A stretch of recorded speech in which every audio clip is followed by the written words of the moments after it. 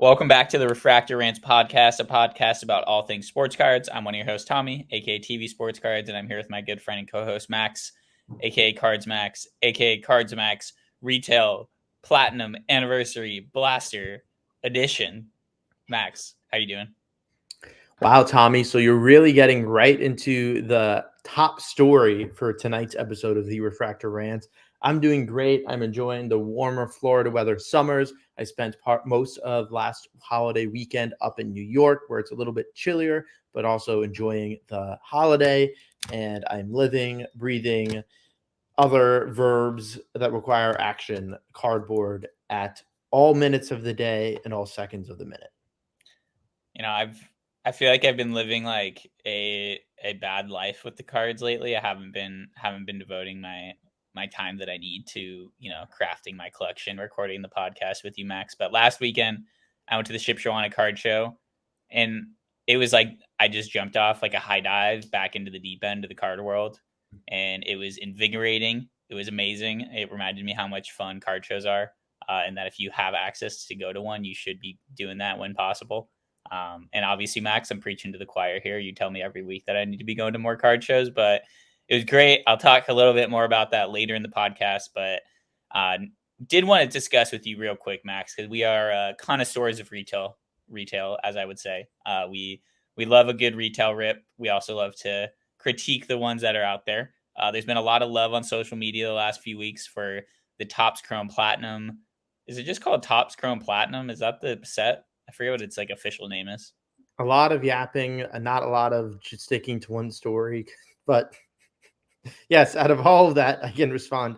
It's Topps Chrome Platinum Anniversary Edition, baby. Thank you. With baby in the title. With maybe in the title. Well, all I've been seeing, Max, is Topps is pumping retail. They're posting all the people hitting 101s from retail. They're saying, "Oh my God, did you see this hit from a blaster?" Max, Topps Chrome Platinum Anniversary blasters. Real hype, fake hype. What are your thoughts? Average hype.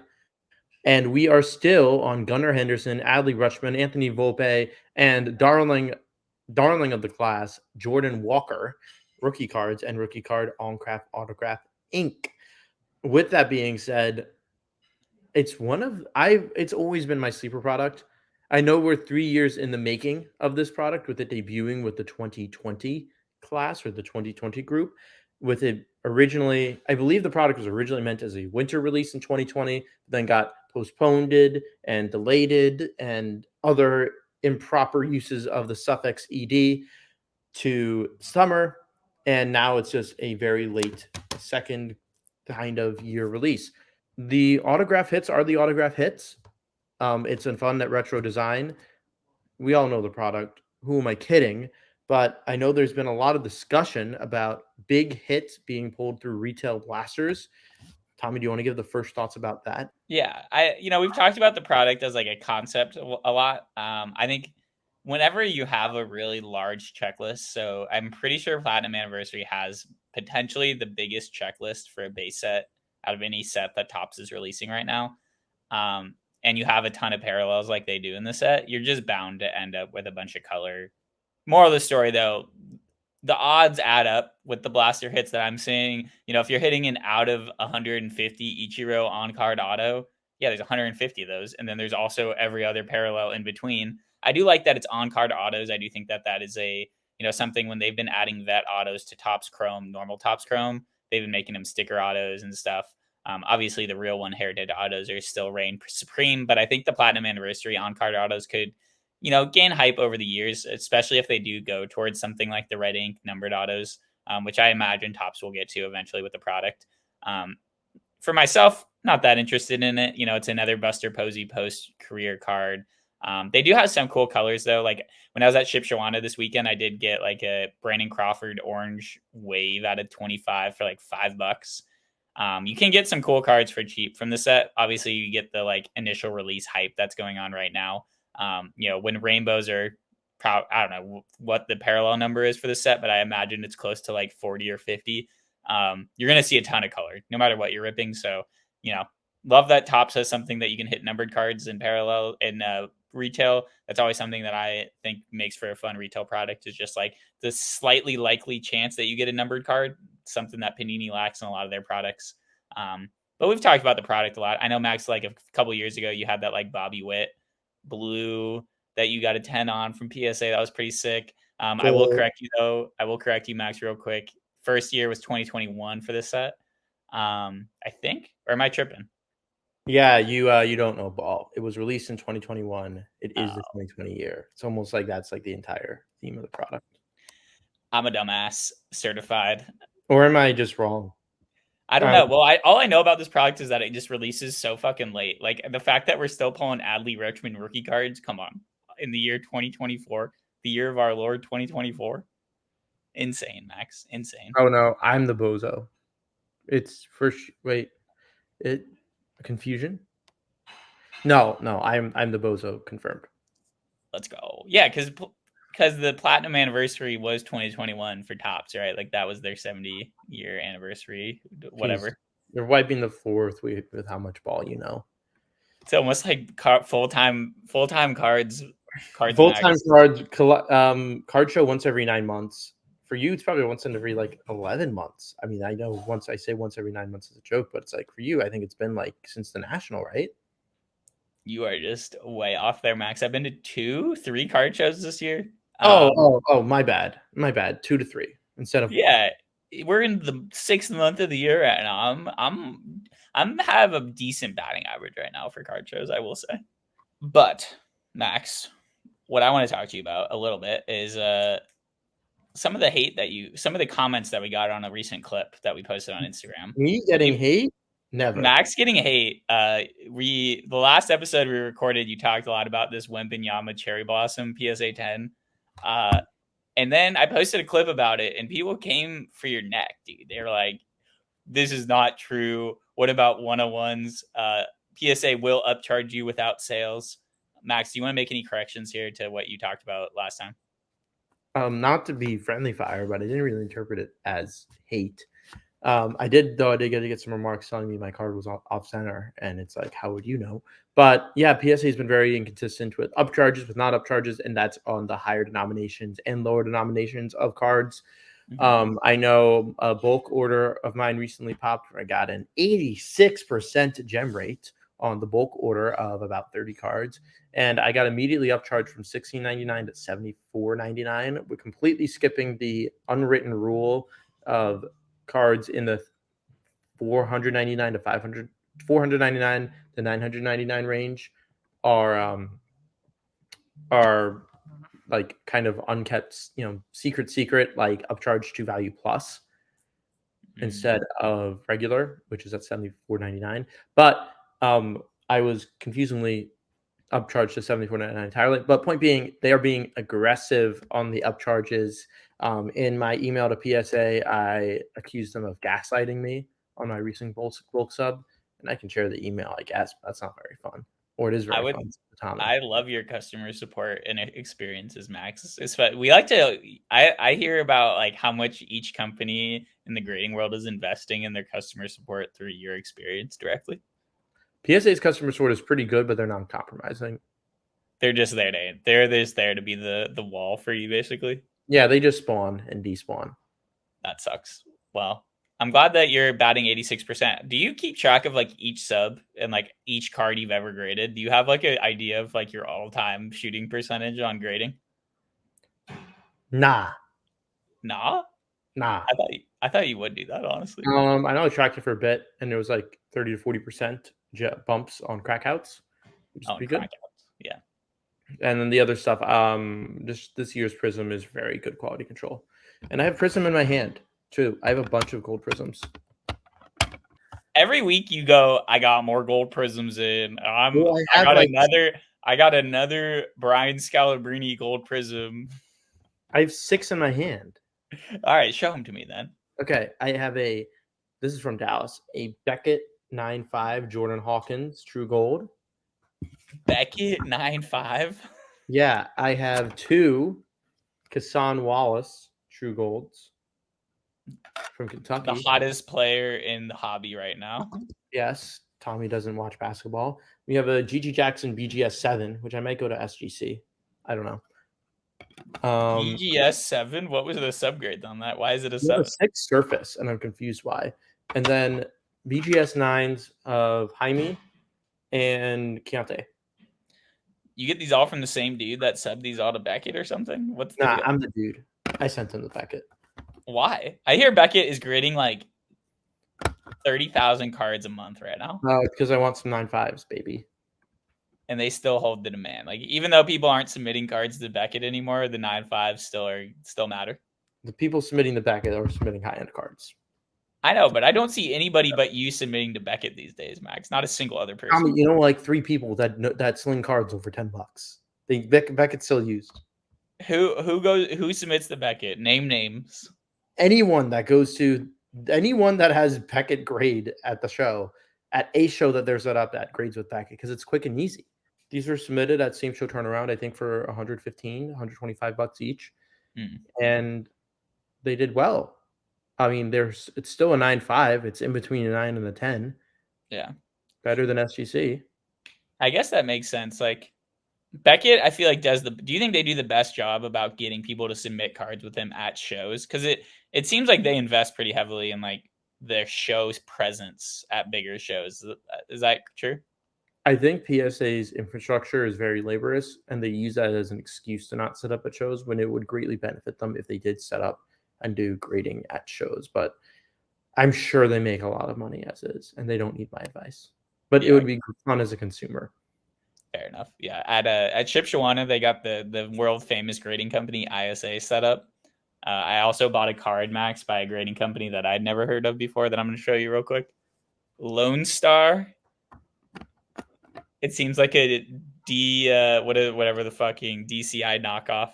This is a 10 on this Michael Phelps rookie from SI Kids that is a perforated card. So 10 grade is a little nonsense, but that's what you get out in the boonies, Max. You get ISA grading. You don't get the Beckett grading. Max, do you want to see the cards that I picked up though in Shipshewana? I've been waiting so long. I would love to see the cards you picked up at Shipshewana. For a long time, trying to figure out what I want to collect in basketball for non-Warriors players, because I like in baseball that I can collect like the gold cups or the superstars that I think are fun to watch.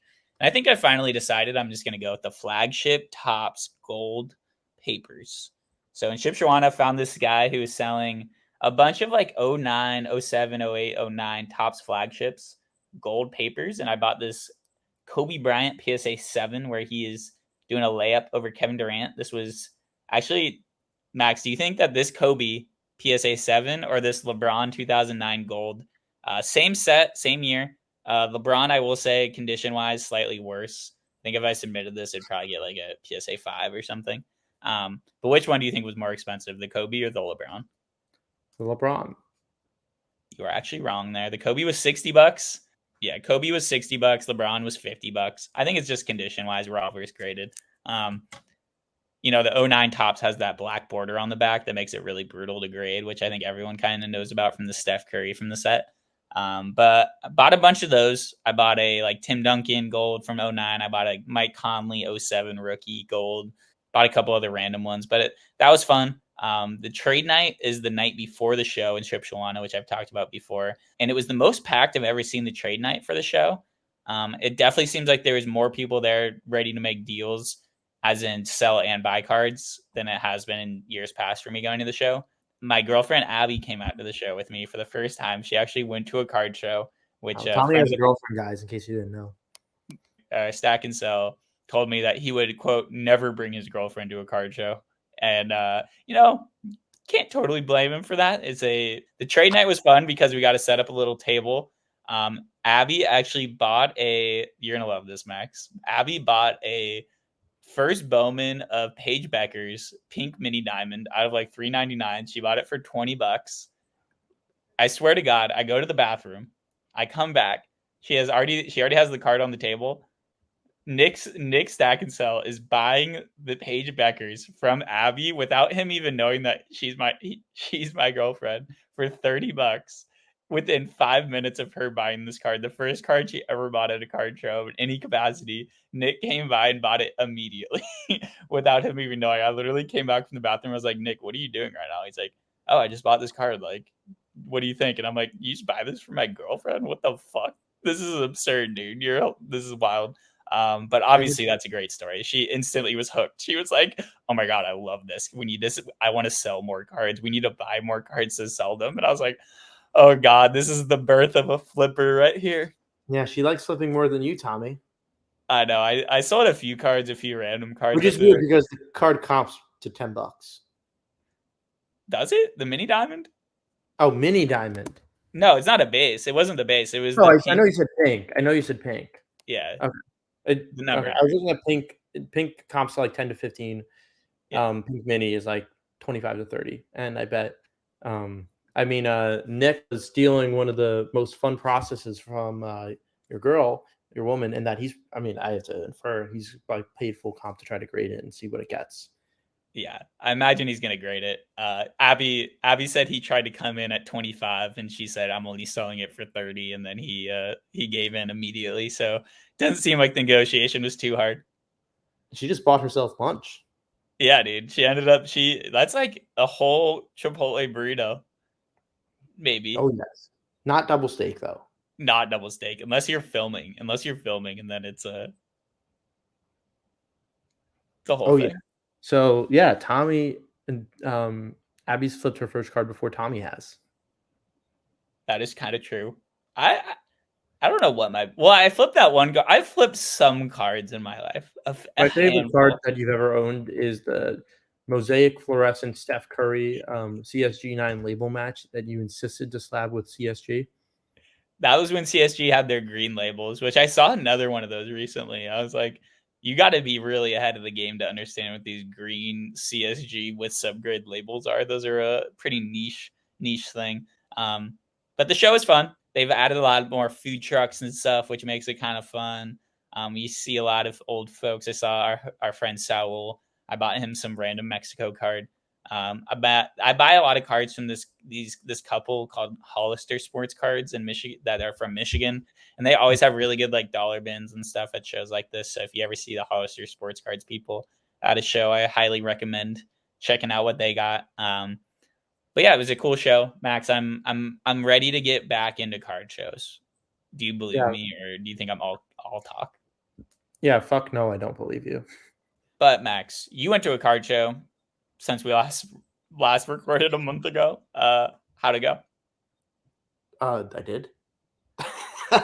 I went to the Dallas Card Show 2.5 weeks ago, and I was set up, and I sold a bunch of weird, wacky basketball cards. I bought some fun cards. I dropped some cards with PWCC to consign. I know I've talked on Twitter a little bit about my CJ Stroud PSA 10 tie-dye XRC that I've owned since January, I believe. Time flies, or March, something like that. And that's doing very strong right now. It is at, I think, $7,800. I bought it raw for $2,700, graded it 3 times, 2 9s, one PSA 10, and then it has not had a sale. It had one sale, I guess, but I didn't know that until I was giving it to PWCC and a PSA 9. But my PSA 10, a PWCC, has not had a sale since January.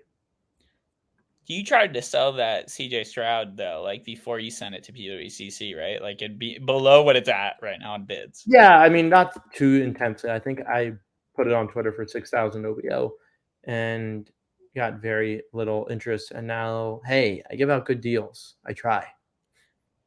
Max, I today me and Abby, there's like this thing in our neighborhood where like all these houses sign up for yard sales at once. And I walk by this one house and this dude has like a whole box of cards out, and I'm like, all right, I'm obviously gonna look through them. And he has like all these downtowns and all these like home field advantage case hits. And I'm like, what the fuck? What it like? This is not something that you see at a yard sale, like $500 case hits. So I start talking to the guy, and he's like, I'm like, oh yeah, like do you like go on social media or anything like for cards and sell them? He's like, oh yeah, I'm in like Ryan's Cards Discord. And I'm like, what? That is so random to just meet someone on the sidewalk who's a part of Ryan's Cards Discord. Yeah, I know you talk. Yeah, must be was the rest of the garage sale fun? It was pretty cool. I don't usually have quite as much fun at those sorts of things as Abby does. Do you ever go to on those sorts of hunts to like that sort of Um, shit? just as you referenced, there was a similar community in New York that I believe, first Saturday of June, they would have the big garage sale, and every house would set up and garage sale together. Do you ever find anything cool on any of those? I bought a crutch for $1, got my entertainment value out of it, and then threw it in the garbage. That is so random. Hey, I got good value. I kind of love it though. You got your dollar out of it. You said fuck it, move on to the next thing, keep going, Yes. keep churning as you used to say. I don't know Yeah. what are the Tell new that to Abby, terminology. not to you. She's the flipper. Yeah, I mean Abby's all about flipping. She no longer gives a shit about the value. She no longer gives shit about collecting. She's all about the flipping, I guess. Has she been more actively asking you about the monetary value of your cards? Um, I haven't been buying it. I mean, at the show, it's like you get such a good snapshot. I kept trying to ask her like how much value she thought was in the room. It's mostly mid low end stuff, but yeah, I mean, it's cool to like have any first card show. You like really get a sense of how many cards are out there, just the sheer volume of cards that exist. I'm not even joking for the bit. My dream last night was I went to bed and I was at a card show and I was developing relations with a bulk buyer.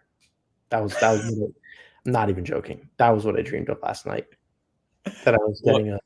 what were you selling them, or you just were trying to do a bulk deal? It was like a whole thing. It wasn't even that I sold a lot of money. It's just that I was developing a long-term relationship with a certain bulk buyer, or That just is a bulk buyer. Yeah, that is wild. I was thinking more about your life recently, I Max. literally dream sports cards and card shows. Yeah, that is That's how much of a different level you're on. you're You built go to different, a show once every eclipse, and I dream about card shows whenever the moon rises.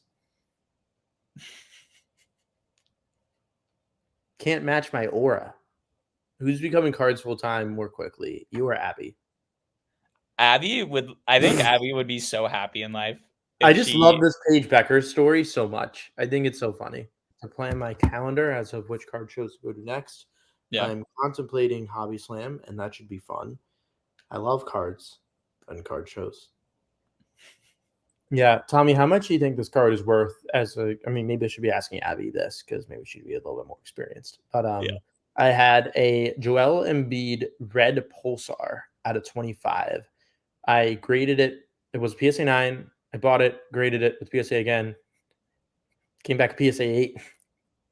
Came back, graded it with Beckett, and it came back back at 9.5. So if the card has a 9 to 1,000, and the last sale of it, which I think was in January, last sale of the card in a PSA 10 was 3,500, and there's no BGS 9.5 sales. And what is out of 25 Joel Embiid Prizm rookie worth? So backstory here, I actually have a save search for those red pulsar prisms, any of them on eBay. And I see almost every single one that gets posted because I really want one for my collection of just like any guy. I know the clay sold for like 160 recently. I want to say that the Embiid is worth. How the fuck is that relevant? I'm just saying. I know. I see these. I see I every was single right. one of I these. should have asked Abby. Yeah. So the Clay Thompson did 160. The fourth year Clay Thompson did 160, or the third year Clay Thompson did 160. Then the Joel Embiid is worth what multiplier, Tommy? Please This don't is be. like if there was an AP comping card comping class, this would be on the AP exam. Yeah, this would be on the AB with the Thompson quotient as well. All right, I'm gonna say the Embiid's worth $875. What? Wait, I thought you said the 9 was worth 1,000 and you got an 8. I got a BG. Oh my god! Listen, reading comprehension came back an 8, and then I sent it to Beckett and I got a Beckett 9.5. Oh fuck! It got a And then 9.5. yeah, and then PSA 10 in I believe it was January. I just failed reading comprehension Yeah, class right BG. there. I'm sorry, BG. Let me give the synopsis. PSA 9, February 1st, 979. PSA 10, November 13th, 3,500. Hmm. What is BGS 9.5? BGS like, 95, I'm like, 2000. man, like how 2000. Okay, that's probably what I have it stickered a little bit higher, but like if I got that, I'm not upset. If you're listening as a young old head super fan, If you're listening, Embiid is washed. yeah, I'm gonna get a picture of it. Yeah, go get it. We're already editing this episode so much; it's gonna be great. Yeah, no, I've seen you post that. I love. That's what I'm saying. I love that card. 2 plus. Maybe I just cross this and I see if it gems. Because like Beckett would do that, or PSA would do that. Yeah, why not? Oh, now I remember. There's like a tiny hair on the case, like in the case. Do you think they have the IQ to tell that the hair is just clearly an incompetency on Beckett? But like, if you see that and it's like, oh, let's PSA 10 it. This is wild to me. It's like, ooh. I feel like we see that a lot with cards. Is that there's like little pieces of hair from the graders in there? Yeah, like this, no joke. I mean, I can't see it on this. No, you're gonna see it. It's above the no. Anyways, this is my little card. So yeah, maybe I won't cross it over just based off that. But cool card out of 25. Is that the year? Are gold prisms that year Pulsars? I've seen the gold. No, that's the one with the draft edition logo though. Oh, Or interesting. maybe there's a Pulsar parallel. I don't know. Interesting. Well, Max, I think it's time for eBay buys of the week. Oh, fucking go first. Luis Matos for the Giants has been popping off a little bit. I bought his Chrome Heritage Rookie Refractor out of 575 for $5 plus $1 shipping. That was pretty nice. Northwestern women's lacrosse lost in the title game, but I bought a Sports Illustrated for Kids Izzy Skane.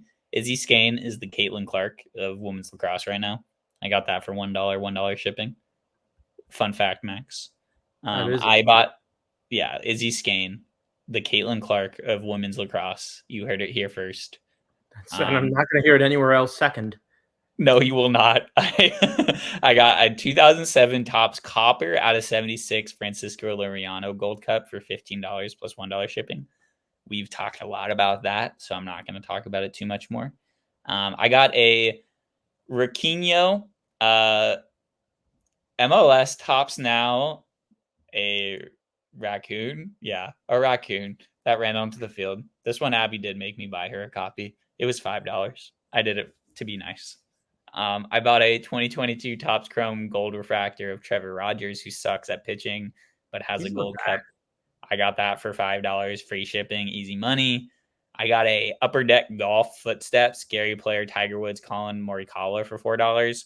People are trying to sell these 22. I'm the only one that gives a fuck about this, I think. But the fact that they're trying to sell 2024 Upper Deck Golf hobby boxes for $100 when the odds of you get, there's maybe 50 Tiger Autos in there. And then even a Tiger Relic costs $40 and the hobby costs $100 is one of my biggest pet peeves right now because I really want to rip it. That's for sure.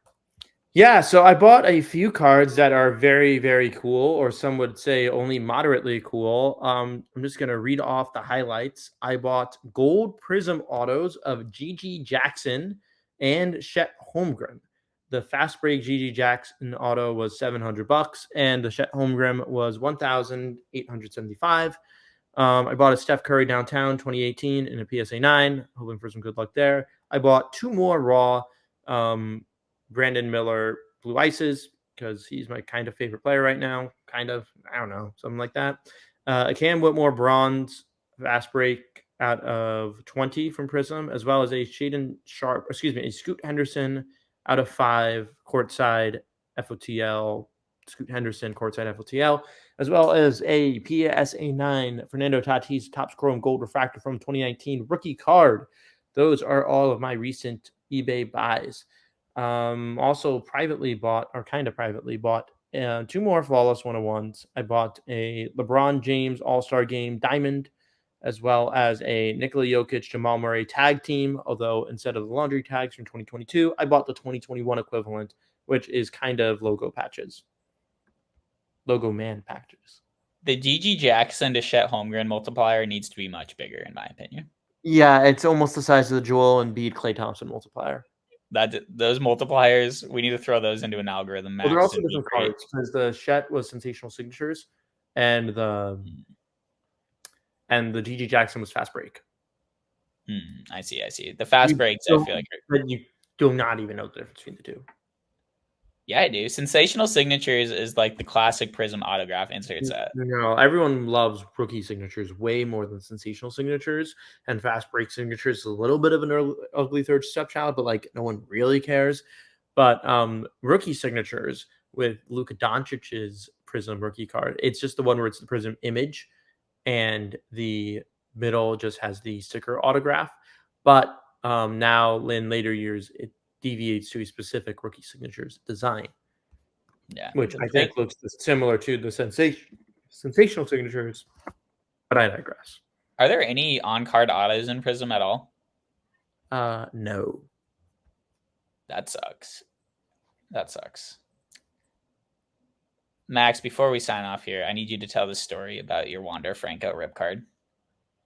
Yeah, so in 2022, I bought a rip card of Wander Franco, as I figured it'd be a fun and lucrative card to raw to grade. It graded back a PSA 8, but I still figured nonetheless that I would keep it in its PSA holder, as not many would be graded, and rip cards are generally very condition sensitive. Wander Franco suddenly does not become desirable to collect as a baseball card player or as a human being. So I vowed that when I found the card, I would crack it and I would rip the Jinter rip card to find out what's inside. And on the Jinter Allen and Jinter rip card, you can receive an exclusive parallel, exclusive to mini rip cards or exclusive to rip cards.